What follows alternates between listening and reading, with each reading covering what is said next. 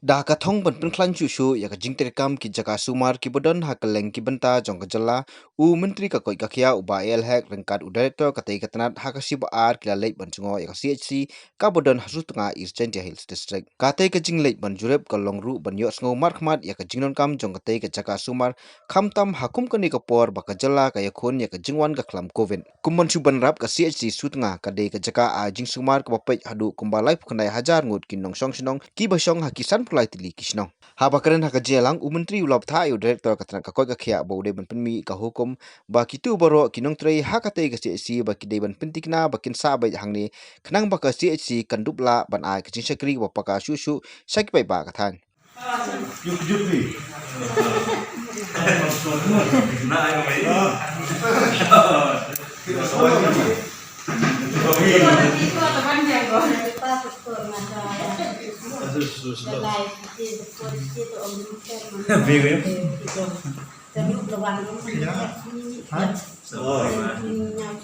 So she's the one who she came walking. She came walking all the way from Khmih. It took about 8 o'clock in the morning. She reached here the next day 4 p.m. Because she want to conduct delivery here, and but I keep her here, giving her free food till she delivers. She falls under another CSC. Perhaps follow she don't. Tambah ijan ban bijak kejat sini. Iban bawa nama baik bawa yang singan orang dah kita ni dengan nama certificate dengan sa. Baran macho yang ngang. She's the patient. She falls under long-term PC, but then she keep walking all the way to me because her ANC was done by me. So now I've been giving her free food till she delivers. Very good. Masuk rasanya. Mustar lah. Pak Mustar di yang I Pak Doktor Rok di Poi Rok. Nak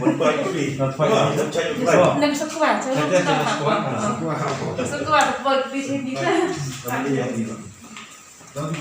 Ini asal biru, ini di frontline workers, di Trei situ, di room man pukiwe gigi, di room gelap di sebelah register, di geli, di long Khmih, di bawah bestok, di kelung, di Trei situ baru kata. Ni aku beli biru ki asal di Trei situ, aku beli biru ki nurses baru ke Trei ini, berkunjung di doctors ki berang hakni ke CC, berkunjung course yang bersong berikut.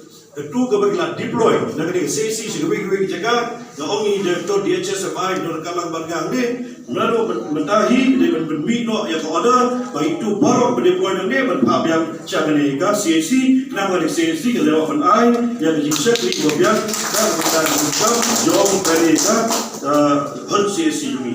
ha ka jingkran u Dr. Warul Airu ya ka jingkublai bakarpang i bor pnia snong jong ka snong Sutnga kepala kloi ban ai ka jintelang bat kan ni ka CHC layo ru ya ka jingkran no Dr. Dishala District Medical and Health Officer Eastern Hills District bat ru no meli ka than u ba shit lang pali nolor kiwi